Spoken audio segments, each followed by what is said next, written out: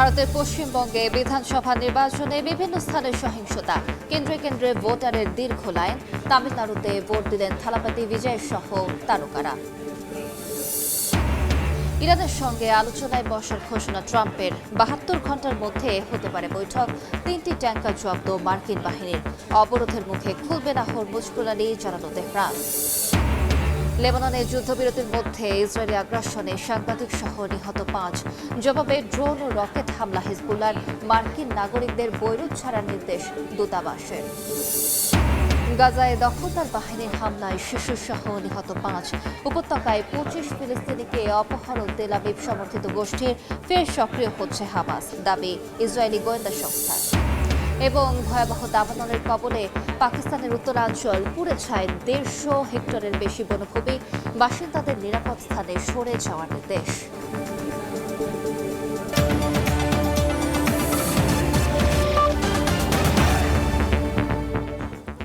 আন্তর্জাতিক সময়ের সঙ্গে আছি আমি আলিশা ইসলাম। ভারতের পশ্চিমবঙ্গে বিধানসভা নির্বাচনে বিভিন্ন স্থানে সহিংসতার ঘটনা ঘটেছে। পাল্টাপাল্টি অভিযোগ করেছে তৃণমূল কংগ্রেস ও বিজেপি। সকাল থেকে কেন্দ্রে কেন্দ্রে দীর্ঘ লাইন দেখা যায়। ফেরার লক্ষ্য নিয়ে ভোটে অংশ নিচ্ছে। অন্যদিকে বিজেপি রাজ্যে সরকার গঠনের আশায় জোর প্রচার চালাচ্ছে। পশ্চিমবঙ্গের পাশাপাশি দেশটির তামিলনাড়ুতে চলছে বিধানসভার নির্বাচনের ভোট গ্রহণ। সকালে এই ভোট দেন থালাপতি বিজয় সহ তামিল তারকারা। প্রথমবারের মতো নির্বাচনে অংশ নিচ্ছে বিজয়ের দল।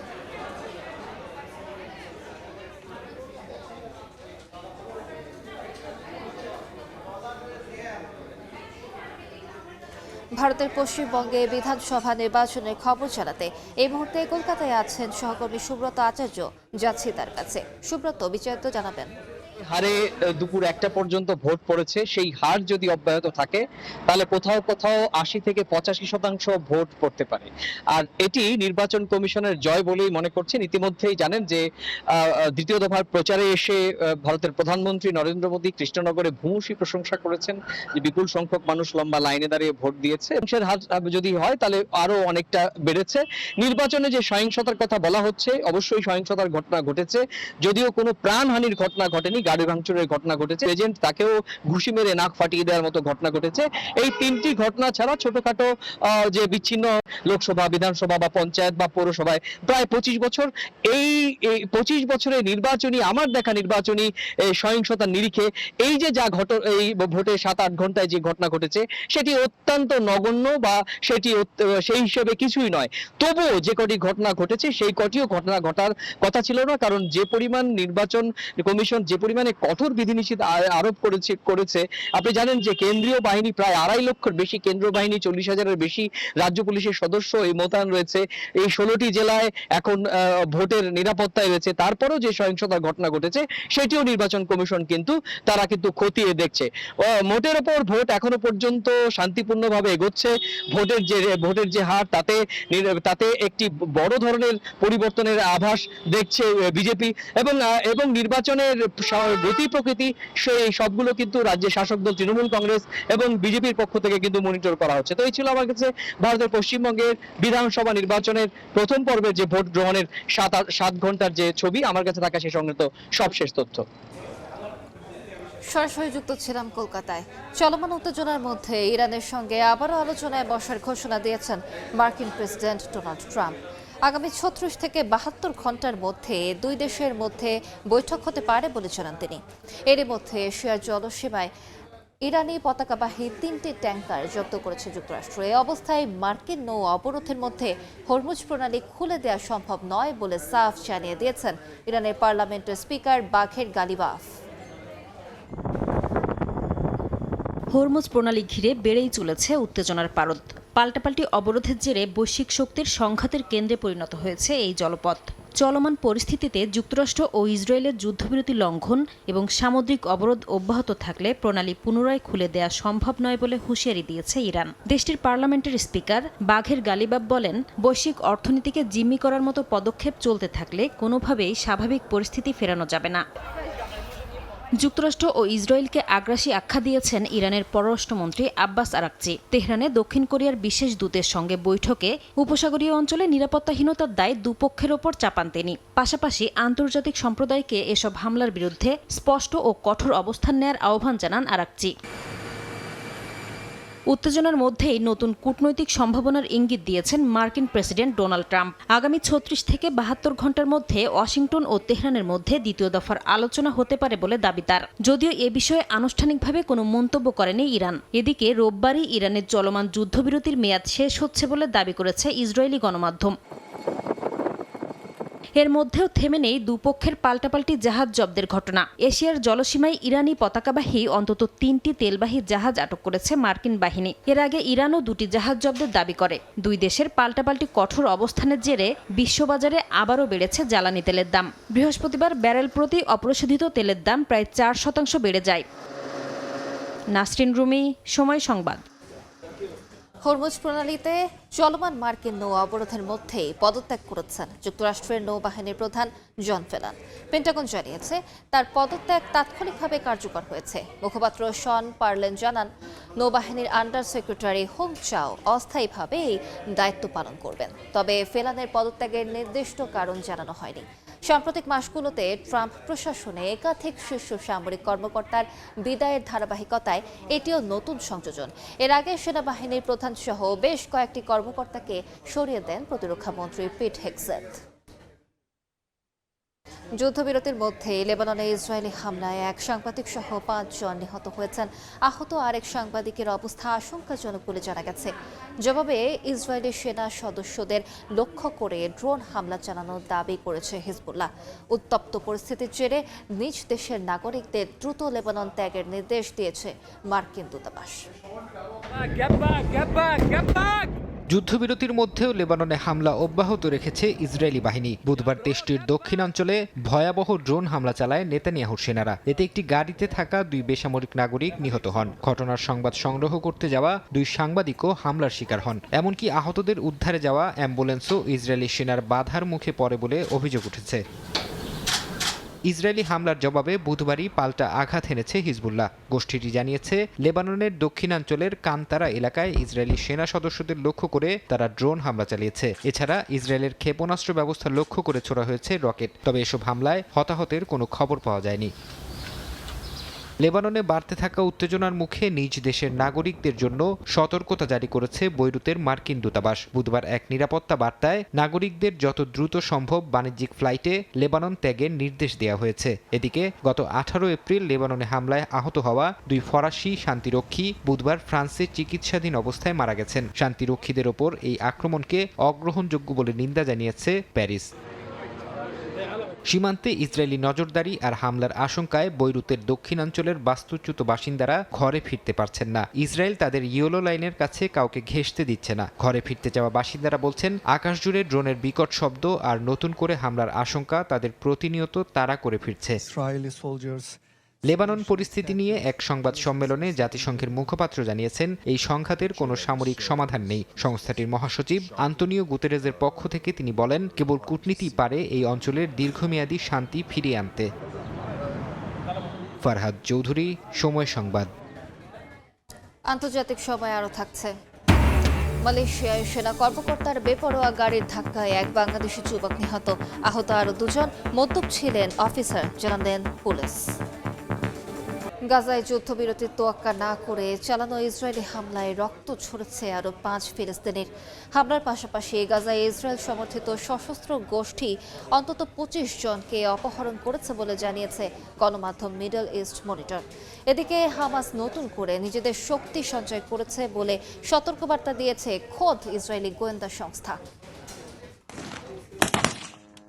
গেল বছর অক্টোবরে কার্যকর হওয়া যুদ্ধবিরতি গাজায় কেবল নামেই সীমাবদ্ধ রয়েছে। স্থানীয় সময় বুধবার উপত্যকায় ইসরায়েলি বাহিনীর গুলিতে প্রাণ গেছে ফিলিস্তিনির। জাবালিয়া থেকে শুরু করে গাজার খান ইউনিস সবখানেই প্রতিদিন চলছে ভারী গোলাবর্ষণ। উপত্যকার স্বাস্থ্য মন্ত্রণালয়ের তথ্য মতে যুদ্ধবিরতি চলাকালেই গত কয়েক মাসে 786 জন ফিলিস্তিনিকে প্রাণ দিতে হয়েছে ইসরায়েলি বাহিনীর হাতে। গাজায় এখন নতুন আতঙ্ক হিসেবে দেখা দিয়েছে ইসরায়েল সমর্থিত সশস্ত্র অপরাধী চক্র। উপত্যকার জেইতুন এলাকায় এমন একটি সশস্ত্র গ্যাং বেশ কয়েকজন ফিলিস্তিনিকে অপহরণ করেছে বলে অভিযোগ উঠেছে, যাদের মধ্যে নারী ও শিশুও রয়েছে। স্থানীয় সূত্রের বরাতে গণমাধ্যম মিডল ইস্ট মনিটর বলছে, ইসরায়েলি ড্রোন ও সামরিক বাহিনীর সহায়তায় এসব গ্যাং সাধারণ মানুষকে জিম্মি করছে। এই পরিস্থিতি মোকাবিলায় এখন ফিলিস্তিনি প্রতিরোধ বাহিনীগুলো সাধারণ জনতাকে নিয়ে সুরক্ষা কমিটি গঠনের আহ্বান জানাচ্ছে।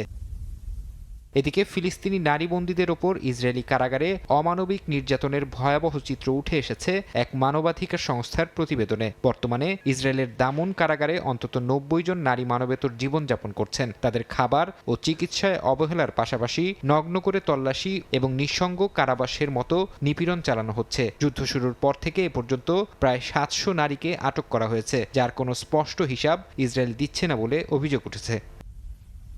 এদিকে ইসরায়েলের গোয়েন্দা সংস্থা নেতানিয়াহু সরকারকে সতর্ক করে এক গোপন নথি পাঠিয়েছে বলে জানিয়েছে গণমাধ্যম। তাদের দাবি, ইরান লেবানন যুদ্ধের দিকে ওয়াশিংটন তেল আবিবের নজর থাকার সুযোগে গাজায় নতুন করে সামরিক সক্ষমতা বাড়াচ্ছে হামাস। সংগঠনটি ধীরে ধীরে তাদের প্রশাসনিক ও সামরিক নিয়ন্ত্রণ পুনরুদ্ধারের চেষ্টা করছে বলে গোয়েন্দা রিপোর্টে উল্লেখ করা হয়েছে।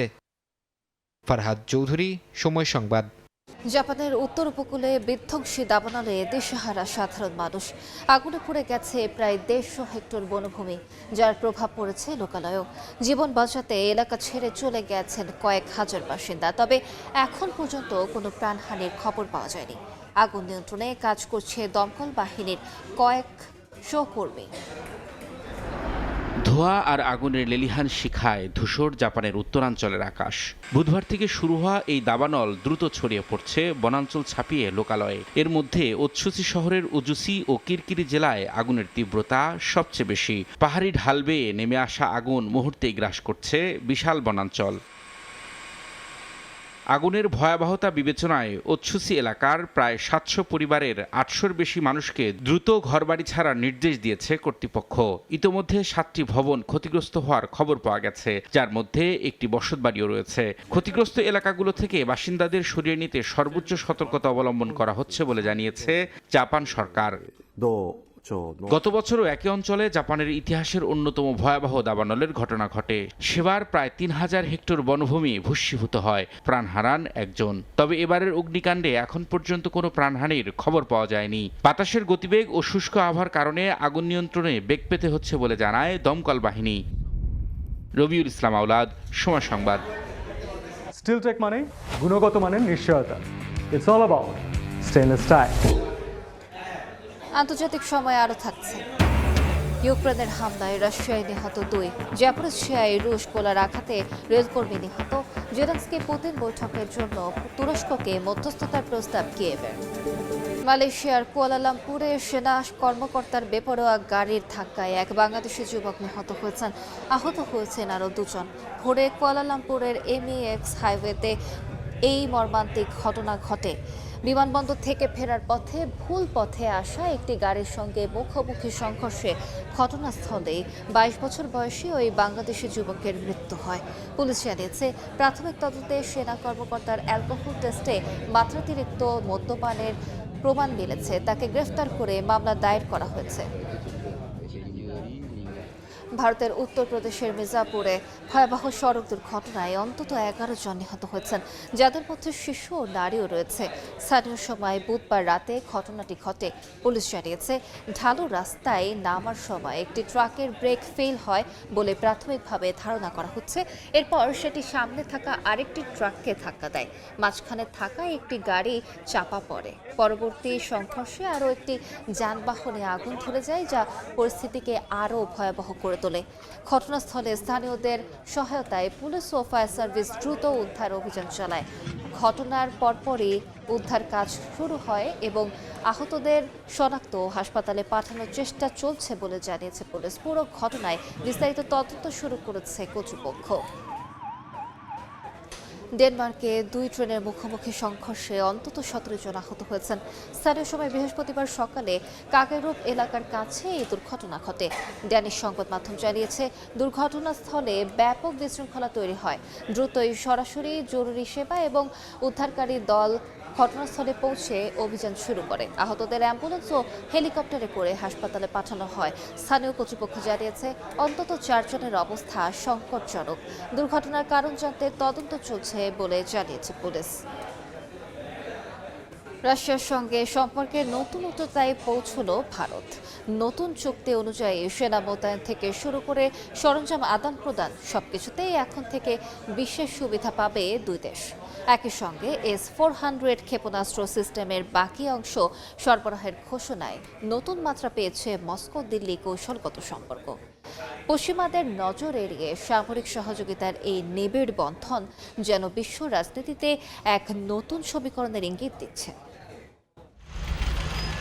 রাশিয়া ও ভারতের মধ্যে ঐতিহাসিক এক সামরিক সমঝোতা এখন বাস্তবায়নের পথে। চলতি বছরের 12 জানুয়ারি থেকে কার্যকর হয়ে চুক্তির আওতায় একে অপরের ভূখণ্ডে সেনা সদস্য, রণতরী এবং সামরিক বিমান মোতায়েন করতে পারবে দুই দেশ। বিশেষ এই চুক্তিতে সর্বোচ্চ 3000 সেনা, 10টি বিমান এবং 5টি রণতরী একই সাথে উপস্থিত থাকার সুযোগ রাখা হয়েছে, যা মূলত দুর্যোগ মোকাবেলা এবং যৌথ মহড়ার ক্ষেত্রে দুই দেশের সামরিক সক্ষমতাকে আরও বাড়িয়ে তুলবে। এই সমঝোতার ফলে রাশিয়ার বন্দরগুলোতে ভারতীয় রণতরী এবং আকাশে রুশ যুদ্ধবিমানের চলাচল আগের চেয়ে অনেক বেশি সহজ হবে। শুধু সেনা মোতায়েনই নয়, লজিস্টিক বা রসদ সরবরাহের ক্ষেত্রেও একে অপরকে সর্বোচ্চ ছাড় দেবে মস্কো দিল্লি। দুই দেশের মধ্যকার এই আইনি কাঠামো মূলত প্রতিরক্ষা খাতে দীর্ঘমেয়াদী এবং টেকসই অংশীদারিত্বের একটি বড় মাইল ফলক হিসেবে দেখা হচ্ছে। অন্যদিকে 2018 সালের চুক্তি অনুযায়ী ভারতকে S-400 anti aircraft missile system সরবরাহের কাজও প্রায় শেষ পর্যায়ে। ভারতে নিযুক্ত রুশ রাষ্ট্রদূত ডেনিস আলিপভ জানিয়েছেন, নির্ধারিত সময়সূচি মেনেই বাকি সরঞ্জামগুলো খুব দ্রুত নয়াদিল্লির হাতে তুলে দেওয়া হবে। শুধু S-400 নয়, সুখোই 57 ফাইটার জেট এবং AK-203 রাইফেল তৈরির মতো স্পর্শকাতর প্রজেক্টগুলোতেও দুই দেশের গোপনীয়তা বজায় রেখে কাজ চলছে। বিশ্লেষকরা বলছেন, পশ্চিমাদের নজর এড়িয়ে সামরিক সহযোগিতার এই নিবিড় বন্ধন যেন বিশ্ব রাজনীতিতে এক নতুন সমীকরণের ইঙ্গিত দিচ্ছে। রাহানুল রানা, সময় সংবাদ। দেখছেন আন্তর্জাতিক সময়। পাল্টাপাল্টি হামলা জোরদার করেছে রাশিয়া ইউক্রেন। জাপরিজিয়ায় রুশ ড্রোনের আঘাতে এক রেলকর্মী নিহত হয়েছেন। হামলায় ওডেসায় ক্ষতিগ্রস্ত হয়েছে গুরুত্বপূর্ণ বন্দর অবকাঠামো। অন্যদিকে রুশ ভূখণ্ডে কিয়েভের পাল্টা ড্রোন হামলায় নারী ও শিশুর মৃত্যু হয়েছে। যুদ্ধের এমন পরিস্থিতির মাঝেই রাশিয়ার প্রেসিডেন্ট ভ্লাদিমির পুতিনের সঙ্গে সরাসরি বৈঠকের জন্য তুরস্ককে মধ্যস্থতার প্রস্তাব দিয়েছে ইউক্রেন। ইউক্রেনের ওডেসা বন্দরে ব্যাপক হামলা চালিয়েছে রাশিয়া। এতে ক্ষতিগ্রস্ত হয়েছে বন্দর অবকাঠামো ও রেল যোগাযোগ ব্যবস্থা। স্থানীয় সময় বুধবার চালানো এই হামলায় ওডেসা ও জাপরিঝিয়া অঞ্চলে হতাহতের খবর পাওয়া গেছে। জবাবে ইউক্রেনীয় সীমান্ত থেকে প্রায় 1000 কিলোমিটার দূরে রাশিয়ার সিরজান শহরে পাল্টা ড্রোন হামলা চালিয়েছে জেলেনস্কি বাহিনী। এতে একটি আবাসিক ভবন আংশিক ধসে পড়ে নারী শিশুসহ কয়েকজন হতাহত হয়। চলমান যুদ্ধ বন্ধে নতুন করে কূটনৈতিক তৎপরতা শুরু করেছে ইউক্রেন। দেশটির পররাষ্ট্রমন্ত্রী আন্দ্রি সিভিকা জানিয়েছেন, প্রেসিডেন্ট জেলেনস্কি ও ভ্লাদিমির পুতিনের মধ্যে বৈঠক আয়োজন করতে তুরস্ককে অনুরোধ জানানো হয়েছে। ইউক্রেন হয়ে ইউরোপে রাশিয়ার তেল সরবরাহ পুনরায় শুরু হওয়ায় ইইউর 90 বিলিয়ন ইউরোর ঋণ পাওয়ার পথ পরিষ্কার হয়েছে কিয়েভের জন্য। বুধবার ব্রাসেলসে অনুষ্ঠিত বৈঠকে ইইউর 27টি সদস্য রাষ্ট্র এই ঋণের বিষয়ে একমত হয়েছে। ফরহাদ চৌধুরী, সময় সংবাদ। দেখছেন আন্তর্জাতিক সময়, সঙ্গেই থাকুন। দেখছেন আন্তর্জাতিক সময়। অর্থ পাচারের দায়ে অভিযুক্তের সঙ্গে ব্যবসায়িক সম্পর্ক নিয়ে বিতর্কের জেরে পদত্যাগ করেছেন নেপালের স্বরাষ্ট্রমন্ত্রী সুদান গুরুং। সম্প্রতি দীপক ভট্টা নামের এক ব্যবসায়ীর সঙ্গে গুরুংয়ের বিনিয়োগ ও শেয়ার নিয়ে রাজনৈতিক মহলে তীব্র সমালোচনা শুরু হয়। সামাজিক যোগাযোগ মাধ্যমে পদত্যাগের ঘোষণা দিয়ে গুরুং জানান, নৈতিকতার স্বার্থে এবং তদন্ত প্রক্রিয়াকে প্রভাবমুক্ত রাখতেই তিনি ইস্তফা দিয়েছেন। সদ্য পদত্যাগী এই স্বরাষ্ট্রমন্ত্রী আরও জানান, শেয়ার সহ তার বিভিন্ন বিনিয়োগ নিয়ে জনমনে যে প্রশ্ন উঠেছে সেটিকে তিনি গুরুত্বের সঙ্গে দেখছেন। বালেন্দ্র শাহর নেতৃত্বাধীন বর্তমান সরকারে এটি দ্বিতীয় কোনো মন্ত্রীর পদত্যাগ। এর আগে গত 9 এপ্রিল পদের অপব্যবহার ও শৃঙ্খলা ভঙ্গের অভিযোগে শ্রমমন্ত্রী দীপক কুমার শাহকে বরখাস্ত করেছিলেন প্রধানমন্ত্রী। স্বরাষ্ট্রমন্ত্রীর এই পদত্যাগ নেপালের বর্তমান সরকারের স্বচ্ছতা রক্ষার লড়াইয়ে এক নতুন মাত্রা যোগ করেছে। আন্তর্জাতিক সময়ের শীর্ষ সংবাদগুলো জানিয়ে দিচ্ছে আরেকবার।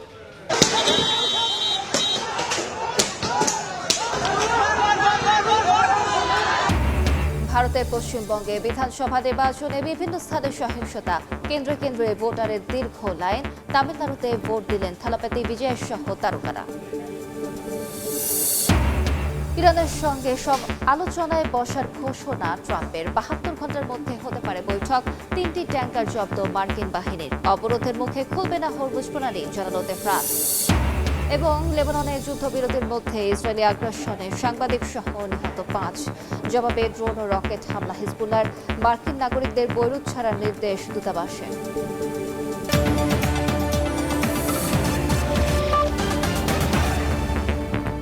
এ ছিল আন্তর্জাতিক সময়। এরপর বিকেল 5টার সময় সংবাদ নিয়ে সঙ্গে থাকবেন আমিনুল ইসলাম আলিফ। ধন্যবাদ আলিশা। বিকেল 5টার সময় সংবাদ নিয়ে আসছি কিছুক্ষণ পর। সঙ্গে থাকুন সময়।